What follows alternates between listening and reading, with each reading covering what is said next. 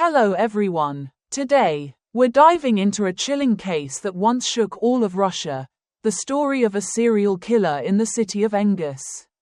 Located in the Irkutsk region in southern Russia, Engis was a young city, built after World War II to serve the Soviet Union's industrialization plan.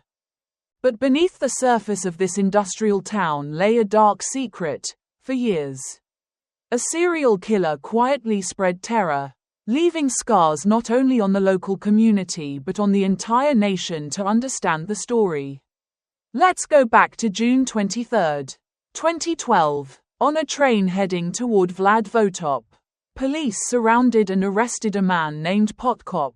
Between his legs was a backpack containing a folding stock hunting rifle. He might have resisted, but fortunately, the arrest went smoothly. Few knew that reaching this moment had taken the police decades, countless resources, and tireless effort to track him down. It all began between 1992 and 1998. During this period, Engis saw a wave of 22 murders targeting women. The victims had much in common: ages 15 to 28. Slightly plump body types, with only one exception. All had been sexually assaulted. Their blood alcohol levels ranged from moderate to high, and their cause of death was either blunt force trauma to the head or strangulation. The killer used various weapons: axes, knives, screwdrivers, ligatures, often changing his tools. One particularly brutal case involved a sober victim who was strangled with a scarf, then stabbed multiple times even after death. This brutality earned him two nicknames: the Wednesday Killer, because many bodies were found on Wednesdays, and the Werewolf, a nod to his savagery. In December 1998, Russia's Ministry of Internal Affairs and the Organized Crime Department formed a joint investigative team. But after a year with no progress, the team was replaced, and a renowned expert named Git Z was brought in. Git Z quickly pointed out that earlier investigations had been sloppy, missing crucial leads. For instance, a woman once survived an attack by a man in a police uniform in the forest. She identified the suspect from police photos, but he had a suspicious alibi and was dismissed from the suspect list. Git Z suspected the killer was linked to law enforcement. Using a vaccination campaign as cover, he screened over 100 officers, narrowing the list to 7 suspects. He predicted the killer would be caught within 6 months, but for unknown reasons, the investigation stalled and he retired. 2 years later, in 2002, a newspaper article criticizing police negligence caught the attention of the Prosecutor General and the Minister of Internal Affairs. A new investigative group was formed and remained committed to the case for over a decade, despite little cooperation from local police. By the 21st century, the killer's activity slowed and then stopped altogether.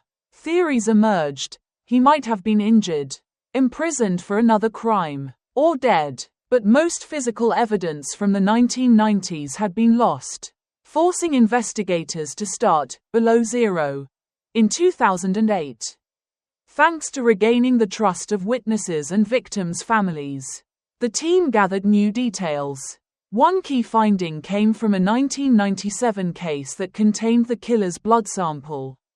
But back then, DNA testing was costly and limited. By 2009, the team was down to just 7 members. They discovered that 3 1997 crime scenes had tire tracks from a Neva vehicle. Following this lead, they traced over 600 owners, checking them one by one.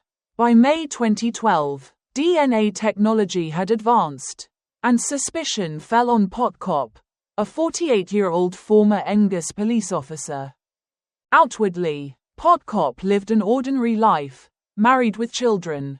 Once a policeman, later a security guard, then a taxi driver. He was sociable and liked telling jokes, but avoided eye contact. His DNA matched the killer's perfectly. Police learned he was traveling to Vladivostok and set up the arrest. When confronted, he merely nodded, as if knowing exactly why he'd been caught. During interrogation, Podkop first admitted to 11 murders, later retracting most and only confessing to 3 with solid evidence. After negotiation, he confessed to over 20 killings. His initial motive: revenge against his wife for suspected infidelity. He called himself a cleaner, claiming to rid the world of loose women, though most victims were decent, innocent women. After 2000, his murders slowed due to losing his police cover and contracting a sexually transmitted disease. For 20 years, he used his law enforcement knowledge to hide his tracks, until DNA technology and tire evidence ended his reign. It turned out his wife had quietly helped him by creating false alibis. Police interviewed over 2,000 witnesses to confirm 22 murders and 2 failed attempts. One victim, believed dead, had miraculously survived. In 2014, Podkop stood trial for 22 murders. His wife and children continued to insist on his innocence. Investigations revealed that as a child, he was abused by his alcoholic mother, a possible factor in his psychology.